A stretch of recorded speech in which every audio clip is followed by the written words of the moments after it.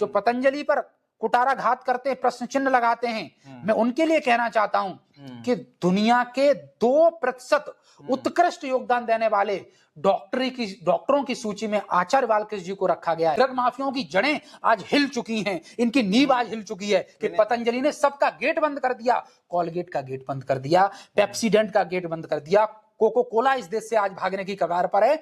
जो लूट करते थे इस देश का, लाखों करोड़ रुपया लूट लूट करके विदेश में ले जाते थे, बम फोड़ते थे, ऐसे लोगों के मुंह पर आचार्य बालकृष्ण जी महाराज ने और रामदेव जी ने तमाचा मारने का काम किया है। और इसीलिए पहली बार बालकृष्ण जी महाराज के पुरुषार्थ से इस देश के अंदर ऐसा काम हुआ है कि आज आयुर्वेद को अच्छी दृष्टि से देखा जाता है।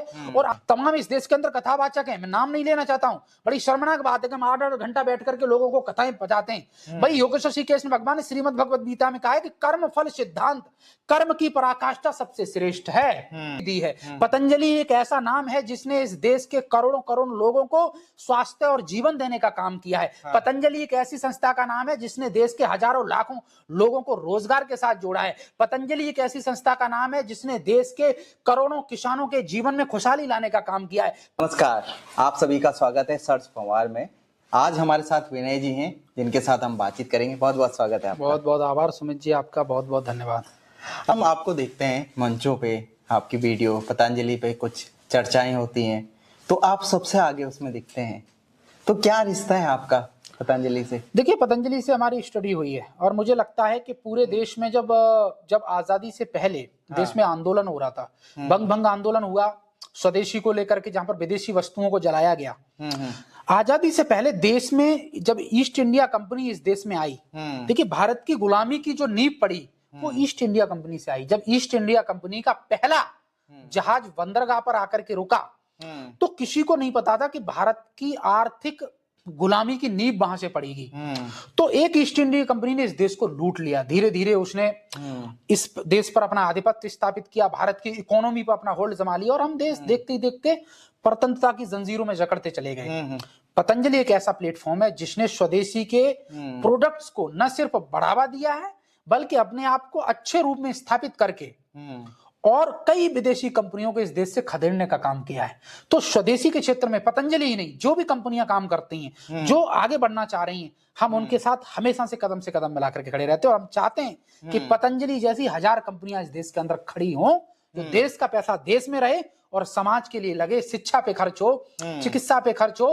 तो ये जो ड्रग माफियों की, जो विदेशी कंपनियों की, विदेशी आक्रांताओं की लूट है, उस लूट से भारत बचे। इसलिए मोदी जी कहते हैं लोकल फॉर वोकल वाली जो बात कहते हैं, आत्मनिर्भर भारत की बात करते हैं, स्वदेशी की बात करते हैं।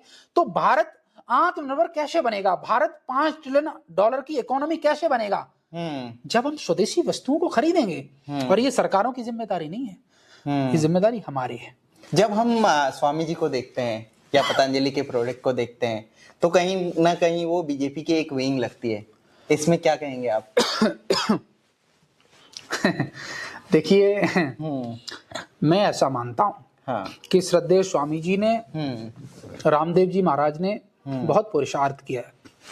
रामदेव जी को मोदी जी ने नहीं बनाया, पतंजलि को मोदी जी ने नहीं बनाया। रामदेव जी कंदराओं गुफाओं में जब साधना करते थे, योगा सिखाते थे, और जब उन्होंने पतंजलि कंपनी की स्थापना करी तो बहुत संघर्ष, बहुत चुनौतियों को झेलते हुए की। उसमें राजनीतिक लोगों का हस्तक्षेप, राजनीतिक लोगों का सपोर्ट नहीं था।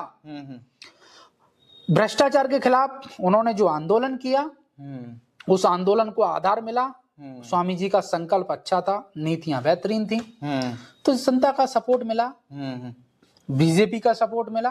क्योंकि उस टाइम पे ऐसा कोई फेस नहीं था, तो उनको लगा कि मोदी जी बेहतरीन कर सकते हैं। रामदेव जी तो आंदोलन कर ही रहे थे। तो दिल्ली के रामलीला मैदान में जो आंदोलन उन्होंने किया और व्यवस्था परिवर्तन का आंदोलन, भ्रष्टाचार के विरुद्ध वो आंदोलन एक बड़ी मिसाल बना और देश में उससे रिवॉल्यूशन हुआ। तो ये तो अच्छी बात है ना। तो देखो, दो चीजें हैं। बीजेपी हिंदुत्ववादी पार्टी है, ये जग जाहिर है, सब जानते हैं। तो और पार्टियां वो चोला क्यों नहीं पहनती? मैं तो मेरी ये समझ में नहीं आता भाई, सनातन को लेकर के अगर कोई पार्टी काम कर रही है, भाई किसी के लीडरों ने, किसी के लोगों ने हिंदुत्व का परचम लहराया है, तो वो तो अपने ऊपर उसका चोला ओढ़ेगा ना। पूरे देश में आज ये होड़ मची हुई है कि संगठन का झंडा बुलंद करने वाले, हिंदुत्व का बुलंदन करने वाले पहले प्रहरी हम हैं, पहली संस्था हम हैं। मतलब सनातन का हर व्यक्ति दिखना चाहता है कि हम कट्टर हिंदू हैं, कट्टर सनातनी हैं। मैं कहता हूं कि कट्टर हिंदू, कट्टर सनातनी सिर्फ बोलने से नहीं होता। अगर हम स्वदेशी वस्तुओं का इस्तेमाल कर रहे हैं तो हम सनातनी हैं, हम हिंदू हैं। हम अगर अपने देश में बने हुए प्रोडक्ट्स खरीद रहे हैं, उनको प्रमोट कर रहे हैं, तो हम सच्चे हिंदू हैं, हम सच्चे सनातनी हैं। आप मुझे एक बात बताइए, रामदेव जी को क्या पड़ी है? रामदेव जी चाहें तो बड़े बड़े मंचों से 8-8 घंटे का भाषण दे सकते हैं, लेकिन वो सुबह उठ करके पहले देश के लोगों को योगा सिखाते हैं, उसके बाद वो 12-12, 14-14 घंटे पुरुषार्थ करते हैं, स्वदेशी को प्रमोट करते हैं, शिक्षा पे खर्च करते हैं, चिकित्सा व्यवस्थाओं को बदलने का सामर्थ्य रखते हैं, मेहनत कर रहे हैं, पुरुषार्थ कर रहे हैं। और रामदेव ने इस देश के अंदर एक रिवॉल्यूशन क्रिएट किया हुआ है। पहले इस देश में स्वदेशी की बातें नहीं होती थी, पहले इस देश में स्वदेशी का विकल्प नहीं था, पहले इस देश में आयुर्वेद का काम करने वाले डॉक्टरों को हीन भावना से देखा जाता था। पहले इस देश में आयुर्वेद को गडरियों का गीत समझा जाता था। श्रद्धेय आचार्य बालकृष्ण जी ने कहा कि आयुर्वेद गडरियों के गीत नहीं है, आयुर्वेद भारत की वैज्ञानिक चिकित्सा पद्धति है, और इसमें वो पूरे पुरुषार्थ के साथ लगे। उनके द्वारा कई अंतर्राष्ट्रीय जर्नल्स में रिसर्च पेपर पब्लिश हुए, उनको देश के 2% उत्कृष्ट योगदान देने वाले साइंटिस्टों की सूची में रखा गया, यूएनएसडीजी ने उनको सम्मानित किया। वो देश के आयुर्वेद के संस्कृति को, आयुर्वेद चिकित्सा पद्धति को बढ़ाने वाले एक ऐसी शख्सियत हैं जिन पर संपूर्ण भारतवर्ष के लोगों को, युवाओं को गर्व है। वो आयुर्वेद के शिरमोर हैं। उन्होंने सुश्रुत चरक धन्वंतरी की आयुर्वेदिक चिकित्सा पद्धति को आगे बढ़ाया है। पहले एक आयुर्वेदिक डॉक्टरों को ना आयुर्वेदिक डॉक्टर कहने पर भी गर्व नहीं होता था। वो कहते थे कि भाई कोई वैद्य होगा तो वैद्य मतलब कहीं उसने हींग और वो च्यवनप्राश घोंटने वाली दुकान बनाई रखी होगी, पुड़ियां बेचता होगा, ऐसा समझा जाता था। पहली बार बालकृष्ण जी महाराज के पुरुषार्थ से इस देश के अंदर ऐसा काम हुआ है कि आज आयुर्वेद को अच्छी दृष्टि से देखा जाता है। और आयुर्वेद पर हम आयुष मंत्रालय हमने गठित कर दिया, कोई रिसर्च का काम नहीं हुआ। वो उधर WHO कहता है, वर्ल्ड हेल्थ ऑर्गेनाइजेशन के हम आयुर्वेदिक दवाइयों को फूड सप्लीमेंट्री के तौर पर लेंगे, मेडिसिन का दर्जा नहीं देंगे। पहली बार आज देश के अंदर सबसे ज्यादा human clinical control trial, animal control trial, clinical control trial अगर देश की किसी लैब में हो रहा है तो आचार्य बालकृष्ण जी महाराज और उनकी संपूर्ण वैज्ञानिकों की टीम के माध्यम से पतंजलि रिसर्च इंस्टीट्यूट में हो रहा है। तो इसमें गलत क्या है भाई? स्वदेशी की बात करने वाला, आयुर्वेद को बढ़ाने वाला, योग को बढ़ाने वाला, रिसर्च करने वाला, आयुर्वेद पर, चिकित्सा पद्धति पर रिसर्च करने वाला व्यक्ति ही इस देश का सच्चा देशभक्त, राष्ट्रभक्त, सनातनी हिंदू हो सकता है, और लोग नहीं हो सकता। आप प्रोपोगंडा चला रहे हो। नहीं, आप मेरी बात सुनिएगा। तमाम इस देश के अंदर कथावाचक हैं, मैं नाम नहीं लेना चाहता हूं। बड़ी शर्मनाक बात है कि हम 8-8 घंटा बैठ करके लोगों को कथाएं बजाते हैं। भाई योगेश्वर श्री कृष्ण भगवान ने श्रीमद भगवद गीता में कहा है कि कर्म फल सिद्धांत, कर्म की पराकाष्ठा सबसे श्रेष्ठ है। हम भाषणों में सिर्फ भाषणबाजी ना करें, हम कर्म कितना पुरुषार्थ कर सकते हैं। देखो, सिद्धांत तो योगेश्वर श्री कृष्ण भगवान ने कुरुक्षेत्र में खड़े होकर के गीता का अर्जुन को भी दिया, लेकिन बाण तो अर्जुन को चलाना पड़ा ना। भाई अर्जुन अगर बाण न चलाता, अर्जुन अगर लड़ाई न करता, तो क्या धर्म की स्थापना हो जाती? क्या हम युद्ध में विजय प्राप्त कर लेते? पुरुषार्थ बड़ी चीज है। स्वदेशी को लेकर के रामदेव जी महाराज न सिर्फ बोलते हैं बल्कि उसको चरितार्थ भी करते हैं, उसको जीवंत भी करते हैं, उसको धरातल पर भी उतारते हैं। विनय जी, आज हम देखते हैं पतंजलि के पास बड़े बड़े इंस्टीट्यूट हैं, ठीक है, योग भारत की पहचान है, हमारे ऋषि मुनियों ने दिया योग को। बट आज हम देखते हैं कि जो बड़ी बड़ी डिग्रियां हैं, वो अगर आज भी आपको अमेरिका में योगा सिखाने के लिए जाना है तो वहां से ऑथराइज चाहिए आपको। भारत का योगा ऑथराइज नहीं है उनके लिए विदेशों में। ये देश का दुर्भाग्य है कि योगा, जिसको योगा विदेशी बोलते हैं, योग हमारा है, उन्होंने ले जाकर के उसको योगा कर दिया। अब योग में कौन व्यक्ति प्रमाणिक है, प्रमाणिक नहीं है, ये वो तय करते हैं। आयुर्वेद हमारा और आयुर्वेद का सर्टिफिकेट WHO वाले देते हैं, आयुर्वेद हमारा और उसका सर्टिफिकेट UNO वाले देते हैं। ये कहां की परंपरा? इसी परंपरा को बदलने का साहस, इसी परंपरा को इस देश में बदलने का, तोड़ने का काम पतंजलि कर रहा है, रामदेव जी कर रहे हैं, आचार्य बालकृष्ण जी कर रहे हैं। आप मुझे एक बात बताइए, आयुर्वेद पर मेहनत करी चरक ने, सुश्रुत ने, धन्वंतरी ने, और लोगो लगा करके ये देंगे, प्रमाणिकता ये देंगे, ये कौन होते हैं? मेरी तो ये समझ में नहीं आता है। इसीलिए मैं कह रहा हूं अब वो समय आ गया है कि जो चीजें जो हमारी मिट्टी से निकली हैं, सिंधु घाटी सभ्यता से निकली हुई आयुर्वेदिक शक्तियों को द्वापर युग, त्रेता युग में, आप मुझे एक बात, आयुर्वेद आज का है। कब लक्ष्मण जी के लिए संजीवनी बूटी लाई गई थी? संजीवनी बूटी का जिक्र, आयुर्वेद का जिक्र हमें रामायण में भी मिलता है, द्वापर युग में कृष्ण के समय भी मिलता है। तो आयुर्वेद तो तब से है जब से सृष्टि का कालखंड हुआ है, सृष्टि की उत्पत्ति से आयुर्वेद की उत्पत्ति है। आपको आचार्य जी की कौन सी बातें सबसे अच्छी लगती हैं? मुझे आचार्य जी की सबसे बड़ी बात लगती है, वो ये कहते हैं हमेशा से, वो अपने इंटरव्यू में एक चीज बोलते हैं कि आप मुझे एक बात बताइए, आयुर्वेद पर शोध हम कर रहे हैं, रिसर्च हम कर रहे हैं, और आप उसको सर्टिफाइड करने वाले आप कौन होते हो?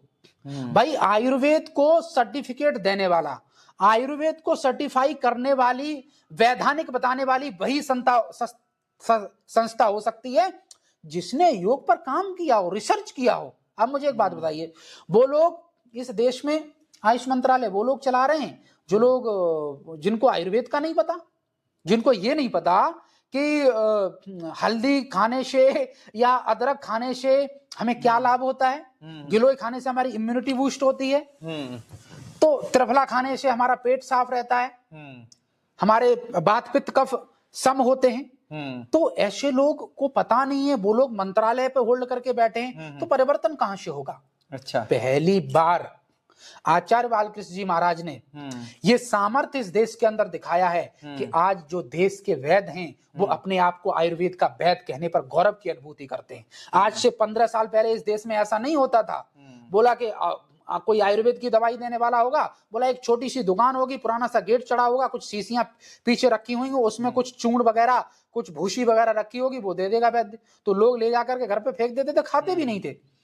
पहली बार इस नैरेटिव को तोड़ने का काम आचार्य बालकृष्ण जी महाराज ने किया, और हमें गर्व होना चाहिए इस देश के करोड़ों नौजवानों को, इस देश के लोगों को जो पतंजलि पर कुटाराघात करते हैं, प्रश्न चिन्ह लगाते हैं। मैं उनके लिए कहना चाहता हूं कि दुनिया के 2% उत्कृष्ट योगदान देने वाले डॉक्टरों की सूची में आचार्य बालकृष्ण जी को रखा गया है। ये बहुत गौरव की बात है।